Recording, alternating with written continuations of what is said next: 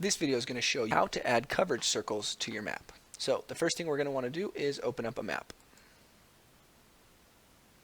Okay, once our map is loaded, we're going to want to add a data set if we don't already have one. Since I've got one, the next step would be to click here on this menu drop down and then select coverage. Once you do that, you're going to get a light box that's going to allow you to customize the look of your coverage circles. So you can change the fill and border colors. You can also change the fill opacity, the border width, and then the size of the coverage circles themselves. So I'm going to make these red with a red border. I'm going to put the fill opacity down to, let's say, 65. I'll add a border width of 2. Again, this is all just however you'd like them to be. And then for the radius itself, I'm going to give these a radius of 10 miles.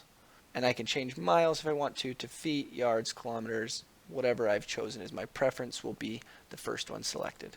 So once I do that, I'll click OK. And there you go. Now I can easily see a 10-mile radius around each of my individual pins. And if I had another data set added to it, when I click here on one of the coverage circles, I'd be able to see all the locations that fall within that area. And that's how easy it is to create coverage circles using Mapline.